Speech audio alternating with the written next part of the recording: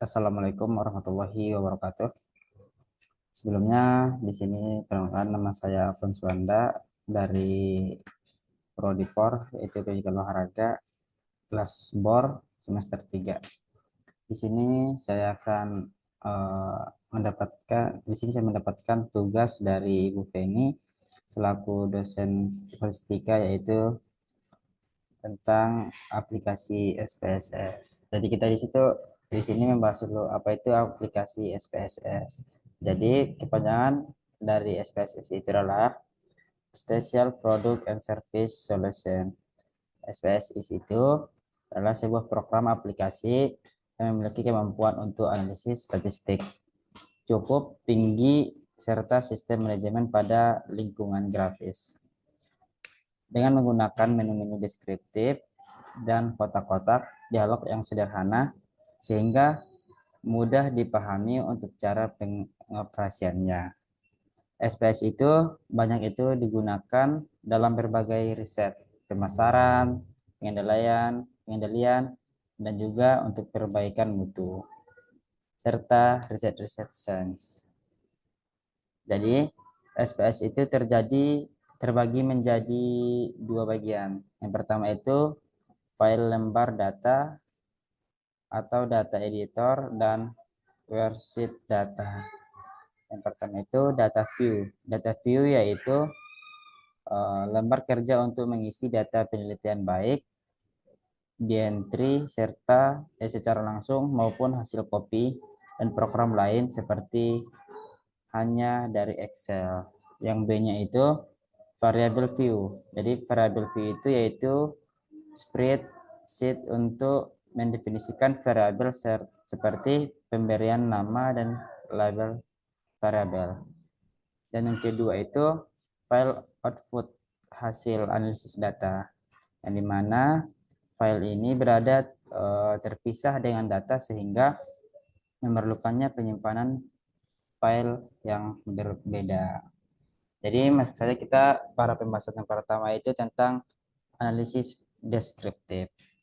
Jadi fungsi dari statistika deskriptif itu adalah memberikan gambaran atau deskripsi atau data yang dilihat dari nilai rata-rata, standar, deviasi, varian, maksimum, minimum, sum, range, Cortesius, dan Swiness.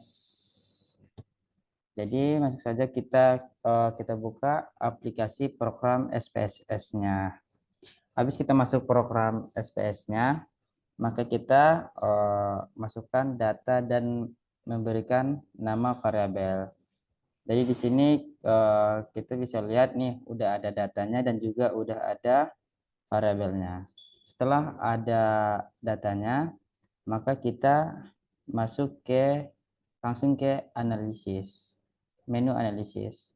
Terus habis itu kita ke deskriptif, statistik, terus pilih yang deskriptif.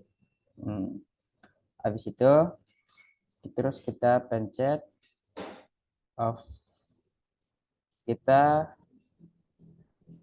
panah ini, terus kita pencet of things.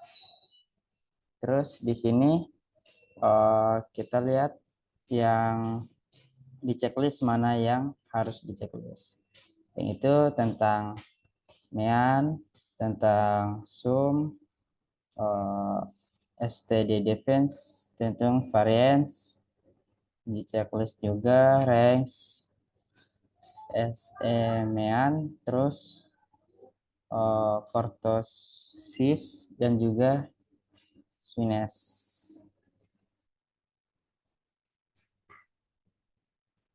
Terus habis itu kita pencet continue. Habis itu kita pencet oke. Nah, udah muncul datanya seperti ini. Habis muncul data seperti ini, maka kita itu lanjut lagi ke menu analisis. Menu analisis, terus kita ke deskriptif statistik lagi, terus pilih frequencies.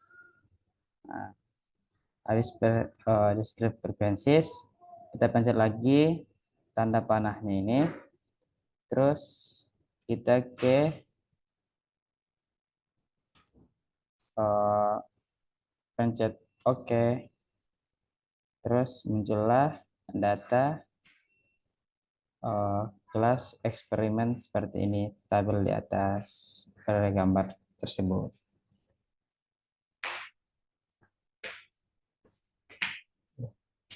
Begitulah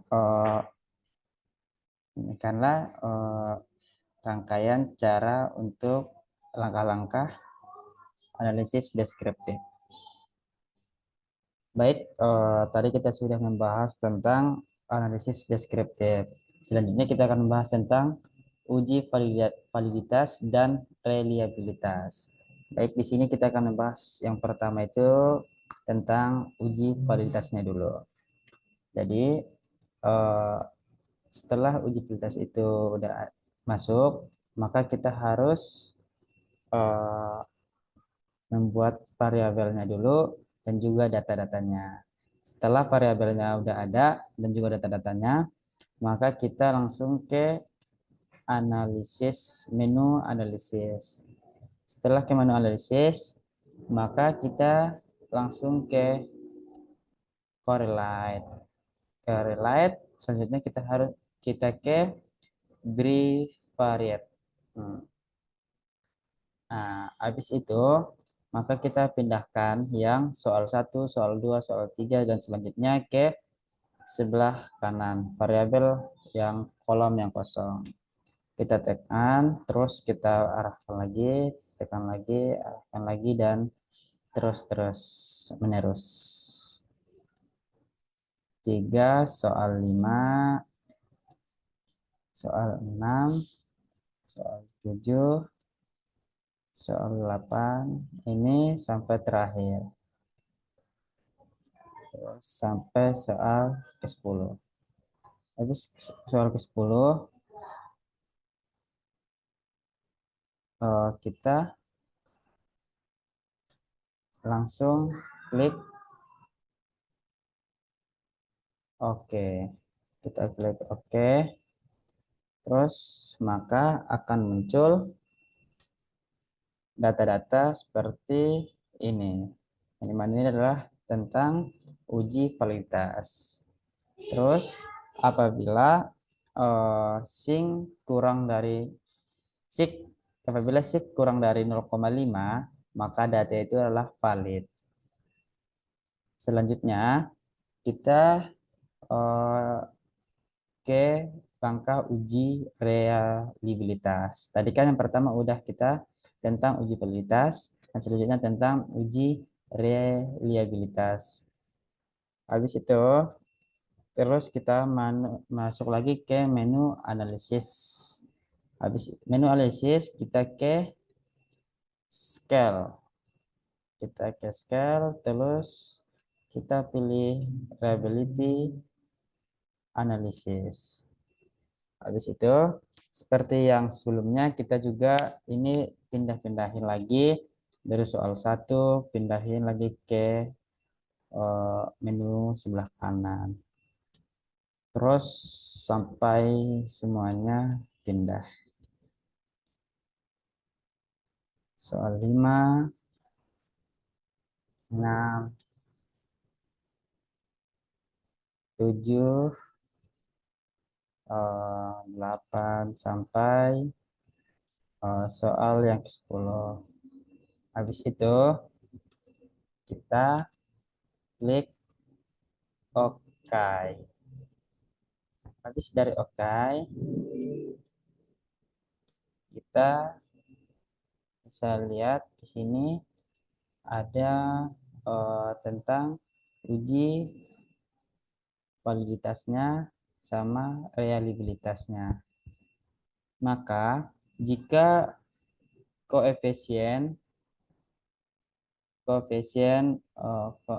Cronbachevsky alfa di atas 0,6 dapat dinyatakan reliabel.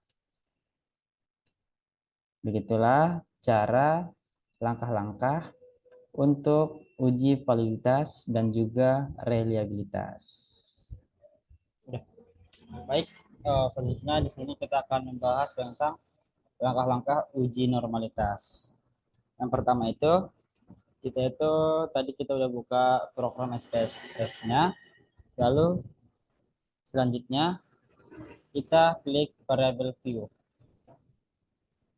Habis kita klik variable view, selanjutnya adalah tahap untuk mengisi properti variabel penelitian.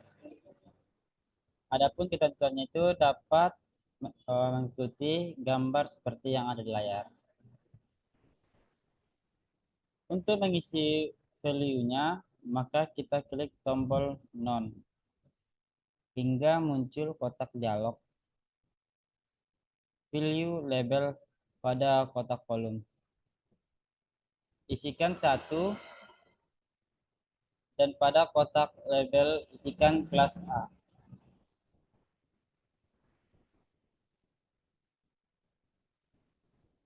Habis itu baru kita klik add, terus gunakan cara yang sama untuk kelas B juga. Dan terus kita klik OK. Setelah itu klik data view, lalu input data hasil belajar. Di sini udah tertera di layar data hasil belajarnya matematika siswa kelas A. Lanjut di bawah, itu adalah hasil belajar kelas B. Nah, sudah terlihat di layar. Kemudian masukkan data kategorisasi atau kode kelas A. Lanjut di bawahnya kode kelas B, kotak atau kelas. Habis itu selanjutnya kita masuk cara mencari uji normalitas. Cara mencari uji normalitas, kita klik menu analisis. Habis kita klik menu analisis, maka kita klik deskripsi statistik dan kita klik explorer. Terus kita klik kelas, pindahkan menggunakan panah ke dependent list. Kita klik lagi, pindahkan ke factor list. Dan habis itu pilih plots, kemudian klik normality,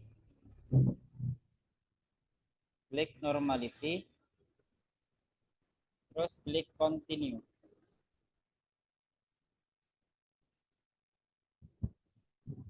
Klik continue.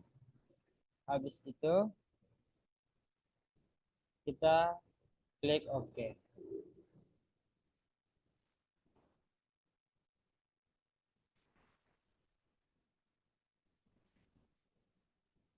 Kita tunggu sebentar, maka akan terlihat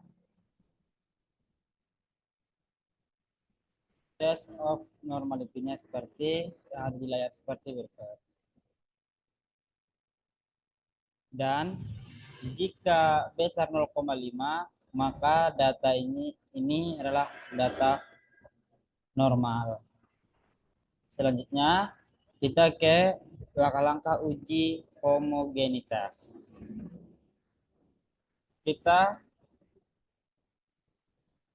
Yang pertama itu kita klik menu analisis, terus kita pilih conference, terus on way enough.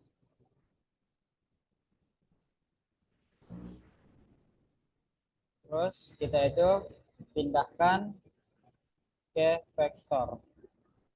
Kita klik terus pindahkan pakai, kita tekan anak panahnya, kita tekan lagi, pindahkan lagi. Terus kita klik OK.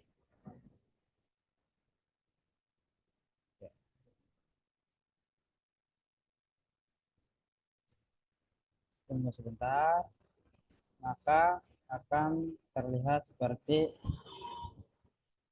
yang ada di layar tersebut. Jika besar 0,5, maka datanya itu adalah data homogen. Selanjutnya, langkah-langkah uji T. Terus, habis itu kita kembali lagi ke menu analisis. Terus kita ke conference. Terus ke independent sample test. Terus kita ke kelas. Terus kita pindahkan menggunakan panah ke kolom tes variabel. Kita klik, habis itu tekan lagi, terus klik define group variabel. Habis itu kita klik grup 1 isi 1, grup 2 isi angka 2. Setelah itu kita pencet continue, terus pencet atau klik OK. Maka akan terjadi hasil seperti yang di layar seperti berikut. Mungkin itu saja cara untuk pengaplikasian SPSS dari tugas saya yaitu Avans Handa. Sekian, terima kasih. Wassalamualaikum warahmatullahi wabarakatuh.